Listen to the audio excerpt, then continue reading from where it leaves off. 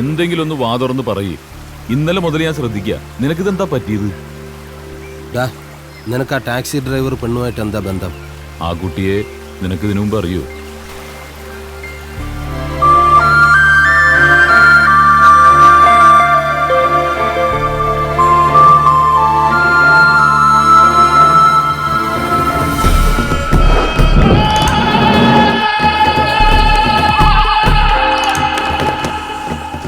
മൂന്ന് വർഷങ്ങൾക്ക് മുമ്പ് ഞാൻ ഷിംലയിൽ ട്രാവൽ ഏജൻസി നടത്തിയിരുന്ന കാലം.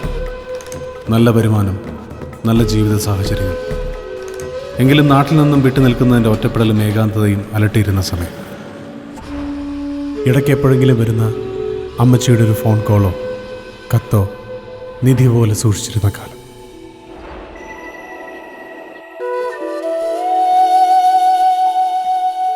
ടൂറിസം പ്രൊമോഷൻ കൗൺസിലിൻ്റെ ആർട്ട് ഫെസ്റ്റിവലിൻ്റെ ഭാഗമായി കേരളത്തിൽ നിന്നും വന്ന കഥകളി സംഘത്തിൻ്റെ യാത്രകളുടെ ചുമതല എൻ്റെ ട്രാവൽ ഏജൻസിക്കായിരുന്നു.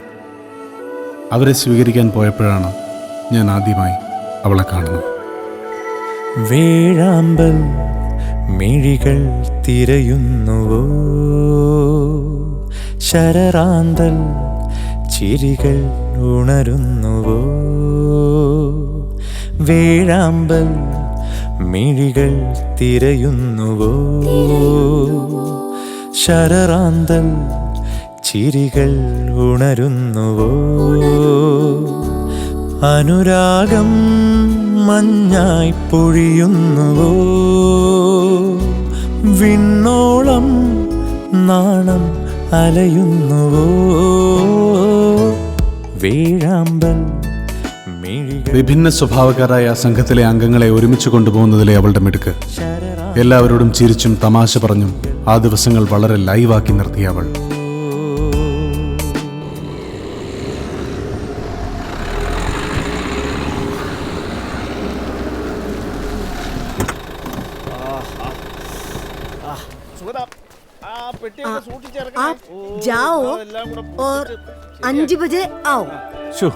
എന്ത് രസമായിട്ടാണ് ഹിന്ദി സംസാരിക്കുന്നത്. ഇവിടെ എവിടെയെങ്കിലുമാണോ പഠിച്ചത്? മലയാളിയാ? ഒരു വർഷം മുമ്പ് വരെ. ഇപ്പൊ ഇവിടുത്തെ ലോക്കലാ? അല്ല, അപ്പോ വണ്ടിക്കകത്തിരുന്ന് ഞങ്ങൾ നിങ്ങളെ കളിയാക്കിയതൊക്കെ സാരല്ല. എന്നെ കുറിച്ച് ഇതിൽ മോശമായ കാര്യങ്ങളാണ് സാധാരണ ആൾക്കാർ സംസാരിക്കാറുള്ളത്. അപ്പോ 5 ബജെ മേ ആത്ത.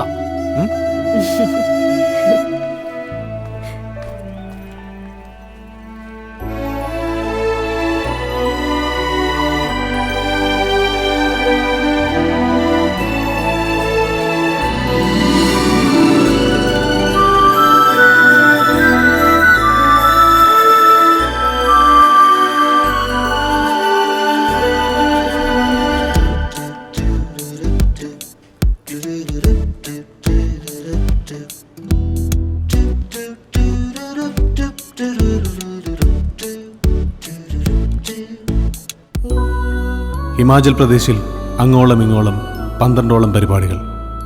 3 ആഴ്ചക്കാലം ഞാൻ ആ സംഘത്തോടൊപ്പം യാത്ര ചെയ്തു. ആദ്യ കാഴ്ചയിൽ തോന്നിയ ആകർഷണം പിന്നെ ആരാധനയും പ്രണയവുമായി മാറിയത് എപ്പോഴാണെന്നറിയില്ല. അവളും എന്നിലേക്ക് അടുത്തതായി എനിക്ക് തോന്നി.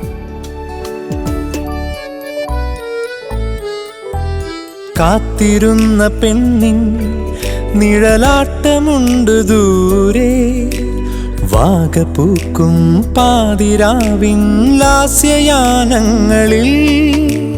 കാത്തിരുന്ന പെണ്ണിൻ നിഴലാട്ടമുണ്ട് ദൂരെ, വാഗപൂക്കും പാതിരാവിൻ ലാസ്യയാനങ്ങളിൽ. പൂങ്കാറ്റും നീയും നനയുന്നുവോ, മൗനങ്ങൾ ചുണ്ടിൽ തളരുന്നുവോ. വേഴാമ്പൽ മിഴികൾ തിരയുന്നുവോ, ശരറാന്തൽ ചിരികൾ ഉണരുന്നുവോ.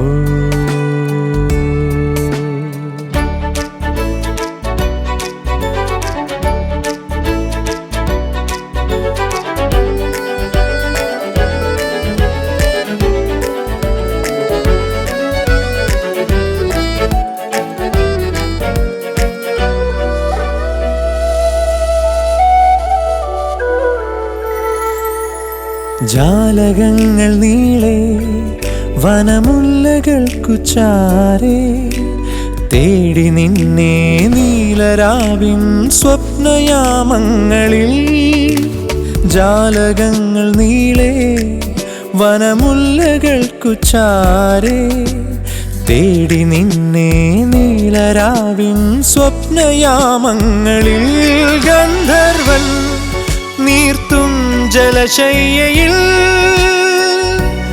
ഇരുമയും ഒന്നായി അലിയുന്നുവോ. വേഴാമ്പൽ മിഴികൾ തിരയുന്നുവോ. ശരറാന്തൽ ചിരികൾ ഉണരുന്നുവോ. അനുരാഗം മഞ്ഞായി പൊഴിയുന്നുവോ. വിണ്ണോളം നാണം അലയുന്നുവോ. വേഴാമ്പൽ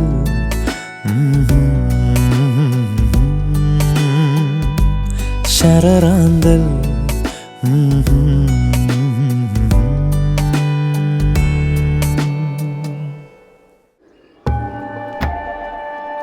ഷിംലയിലെ വിരസമായ ദിവസങ്ങളിൽ എനിക്കുണ്ടായിരുന്ന ഒരു നല്ല സുഹൃത്തായിരുന്നു സോങ് പാങ് എന്നു പേരുള്ള ബുദ്ധസന്യാസി.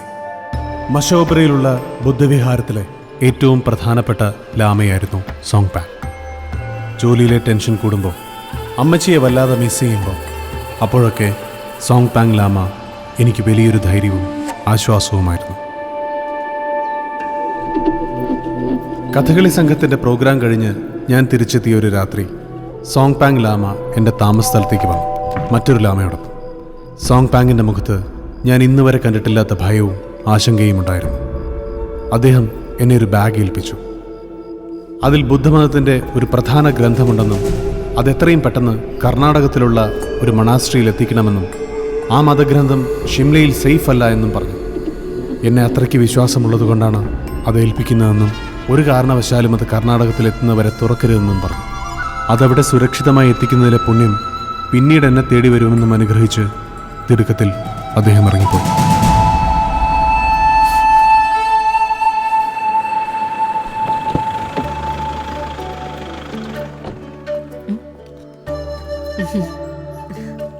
ഇന്നൊരു യാത്രയുണ്ട് കർണാടകയ്ക്ക്. നമ്മുടെ ലാമയില്ലേ, അദ്ദേഹത്തിന്റെ അത്യാവശ്യം. തന്നെ വിളിച്ച് പറഞ്ഞിട്ട് പോകാന്ന് വിചാരിച്ചാൽ കയ്യിലൊരു മൊബൈൽ പോലും ഇല്ലല്ലോ. വെല്ലച്ചനെ വിളിച്ചാൽ പിന്നെ 100 ചോദ്യമായിരിക്കും. ഓ, അപ്പൊ അതുകൊണ്ടാണ് ഇതുവഴി വന്നത്? അല്ല, പോകുന്നതിന് മുന്നേ തന്നെ നേരിട്ട് കാണണമെന്ന് തോന്നി. അപ്പൊ അത് സമ്മതിച്ചു തരാൻ ഈഗോ സമ്മതിക്കുന്നില്ല. ഒരു ഈഗോ ഇല്ല തമ്പുരാട്ടെ. താൻ നാട്ടിലെ നമ്പറിങ് തന്നെ. എന്തായാലും തന്നെ ഒരു ദിവസം തെരഞ്ഞു വരേണ്ടതല്ലേ? ഉറപ്പല്ലേ? നമ്പർ 04 9. ഓ സോറി. ആ പറയടേ.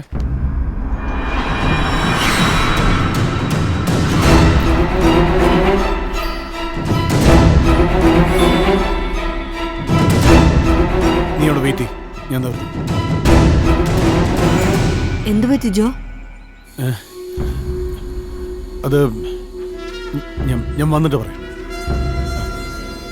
ദേവു, നീ ബാഗ് ഒന്ന് വെക്കോ, ഞാൻ വരുമ്പോ എടുത്തോളാം.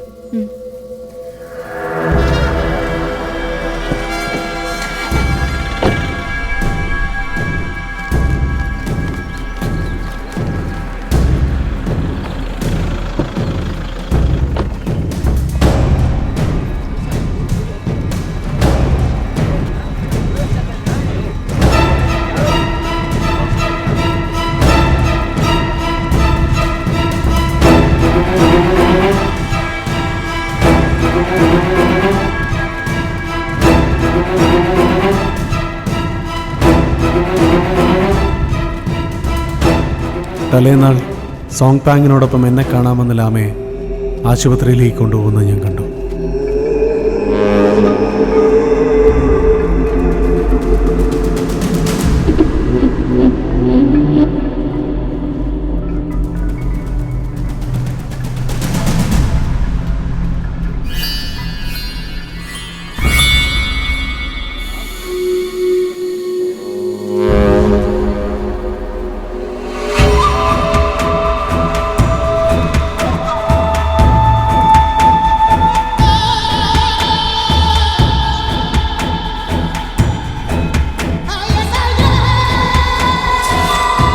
ഒരു ധ്യാനത്തിലെന്നതുപോലെ ആ മഞ്ഞിൽ സോങ് പാങ് ലാമ മരിച്ചു മരവിച്ചു കിടന്നു. ഷിംലയിൽ എനിക്കുണ്ടായിരുന്ന ഏക സുഹൃത്ത്, ആശ്വാസം, അഭയം. വിശ്വസിക്കാനായില്ല.